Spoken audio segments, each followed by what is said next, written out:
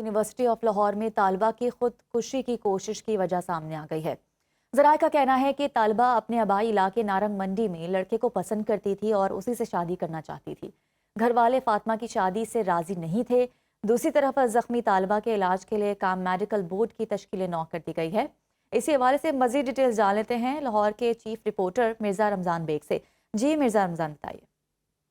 جی بالکل جی، یہ نجی یونیورسٹی کی طالبہ کے اقدام خودکشی کا معاملہ ہے اور 21 سالہ جو لڑکی کی 27 منٹ فون پر بات ہوئی تھی اور پولیس نے لڑکی کے موبائل کال کی تفصیلات بھی حاصل کر لی ہیں اور خودکشی سے پہلے لڑکی سے بات کرنے والا جو نوجوان ہے اس کو بھی حراست میں لیا گیا ہے اور لڑکے کا تفصیلی جو بیان ریکارڈ کر کے تفتیش کو آگے بڑھایا جائے گا۔ اور لڑکی دوست سے شادی کرنا چاہتی تھی لیکن اہل خانہ جو ہے وہ اس پر رضامند نہیں تھے اور پسند کی شادی کے تنازع پر ہی لڑکی نے دوسری منزل سے چھلانگ لگی۔ تفتیشی افسر کا یہ بھی کہنا ہے اور لڑکی کی حالت پہلے سے بہتر جو ہے وہ بتائی جا رہی ہے اور یہ ایک بورڈ بھی جو اس کی تعداد ہے اس میں بھی اضافہ کر دیا گیا ہے تاکہ اس کا جو علاج معالجہ وہ ٹھیک ہو سکے اور زخمی طالبہ کے علاج کے لیے جو قائم میڈیکل بورڈ کی تشکیل نو اور اسپیشل جو میڈیکل بورڈ کے ارکان کی جو تعداد تھی پہلے 4 تھی اب بڑھا کر 7 کر دی گئی ہے۔ اور بہت شکریہ مرزا رمضان بیگ۔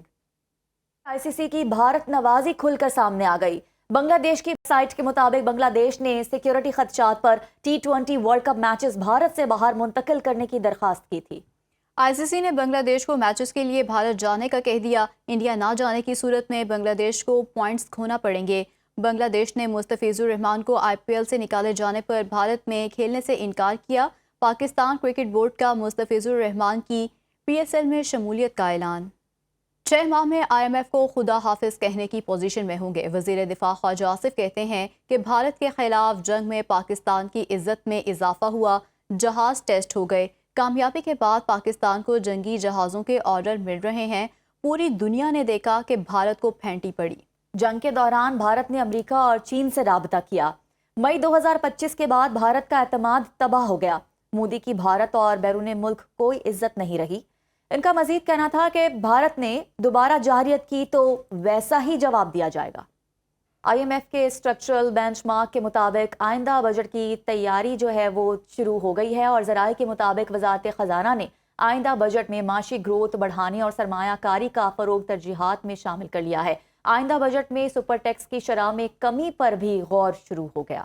آئندہ بجٹ میں بے روزگاری اور غربت میں کمی کے لیے اقدامات پر بھی ورکنگ ہوگی۔ بجلی کے ریٹ میں کمی کے لیے بھی ورکنگ ہوگی۔ ٹیکس ریلیف، ٹیکس اقدامات اور پالیسی ریٹ میں کمی پر بھی غور ہوگا۔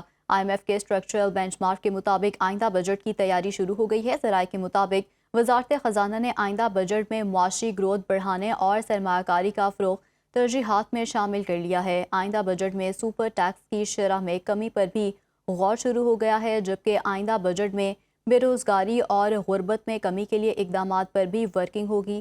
بجلی کے ریٹ میں کمی کے لیے بھی ورکنگ ہوگی، جبکہ ٹیکس ریلیف، ٹیکس اقدامات اور پالیسی ریٹ میں کمی پر بھی غور ہوگا۔ آپ کو اپڈیٹ کر رہے ہیں کہ IMF کے اسٹرکچرل بینچ مارک کے مطابق آئندہ بجٹ کی تیاری اب شروع ہو چکی ہے۔